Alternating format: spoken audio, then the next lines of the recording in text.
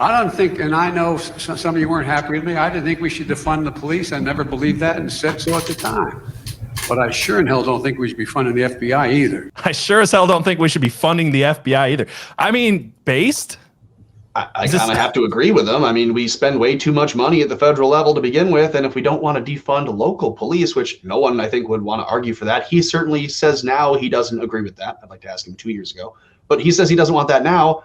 I'd agree. Let's go even further. Joe, I'm going to hold you to your words. Let's not fund the FBI. I don't care if it was a flub. We're not going to fund the FBI. Well, that's what's interesting. Every part of his statement was either a gaffe or a lie, because the whole idea of, I never said that we should defund the police. We never believed in defunding the police. It wasn't my vice president who was bailing out violent rioters and standing for the defund the police movement. That was not us at all. They actually remember at one point they tried to say it was the Republicans that wanted to defund the police? Yeah, the Republicans were anti-police because we were somehow anti-justice for January 6th. That was their line of thinking. Right. Or because of the federal government's overreach with the FBI, that makes us anti-police somehow. Well, and how the protesters at the Capitol were attacking police officers. These people can't be pro-police and pro-January 6th. That's still, I think, their line. Mm-hmm. Yeah. What do you think about that, Abby? I have such a hard time differentiating what they actually think and what they're just using. They're just using we had spent the whole summer supporting police, and then they were like, oh, we're just going to use that against them. Right. Yeah. Ocean Breeze Salt says, isn't there a 7-minute compilation of Democrats saying defund the police? I mean, that would be a shortened version.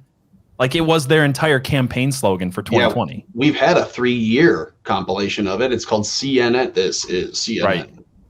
Right. It's funny, too, because I feel like some people have a short memory and they think that started while Trump was president. But I remember the pigs in a blanket, fry 'em like bacon being supported. Yeah, in 2014 under Obama, being supported by the Democrats back then. I mean, it really did start under Obama with the Trayvon Martin case. Remember when he came out and he said, if I had a son, he'd be like Trayvon Martin. He would look like Trayvon. Yeah, and he also said Michael Brown, he reinforced the hands up, don't shoot lie. Right. Which had a lot of people like myself at the time. I didn't know enough. I was like, oh, well, if he had his hands up and the cop shot him, that's terrible. And you just believe that until you're told it's not the case. That's the worst part, is it was so widely reported that many people, like anybody who didn't look into it, actually still believes the Michael Brown lie, that he didn't have the cop on the ground beating him and trying to take his gun, which was an eyewitness testimony and all the evidence supported.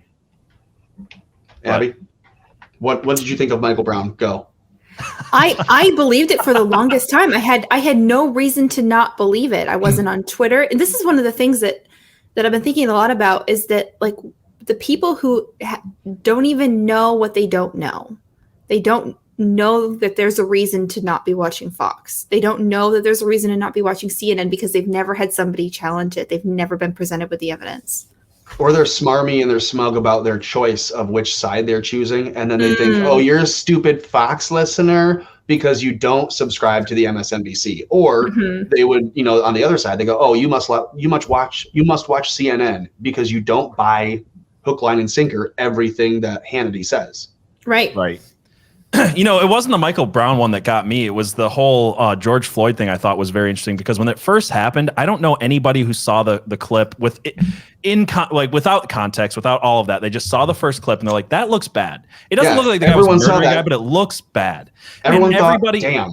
Yeah, everybody left, right, and center was like, that doesn't look good. That cop probably should get an excessive force charge. And then I remember a day or two later, CNN had this thing, Democrats and Republicans split on the whole thing. And I was like, nobody's split on this. Nobody's split on it. It caused a divide, but it was entirely media driven. Now, when more facts came out, it became less, it didn't look as bad. I'm not saying it was not bad, but it looked less bad the more facts came out. Like the camera angle that showed him kneeling on his shoulder, not his neck, or the fact that there was video of him in the car asking the cop to put him on the ground. Like, that got to me. But I feel like everybody was in agreement. I don't think Derek Chauvin did anything wrong.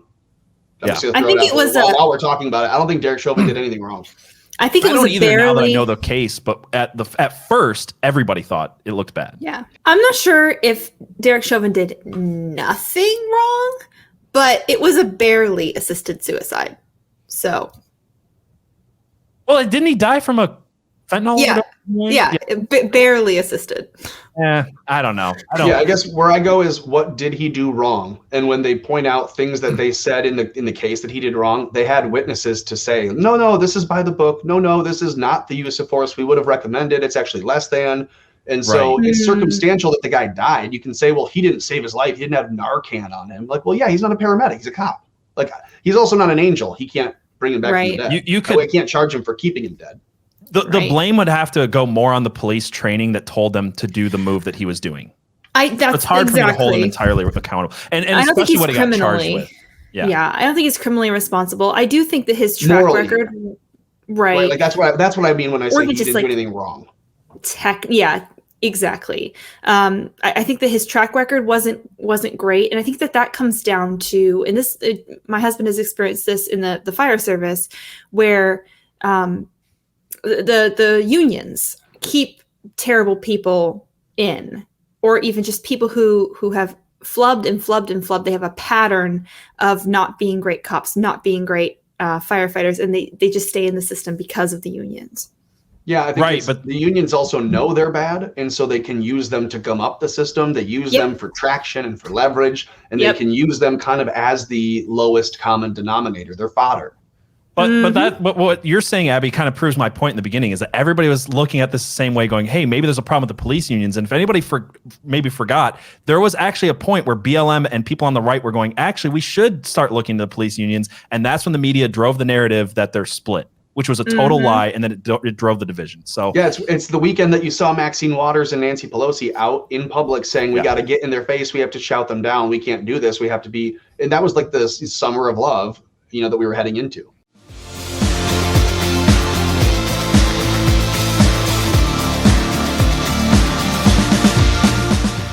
Thank you so much for checking out this clip from the Last American Pubcast, the only podcast where everybody knows your name. And hey, while you're here, don't forget to like, share, subscribe, and join us on a Saturday night from 7 to 9 p.m. Eastern Standard Time. Otherwise, you might get stuck with the tab.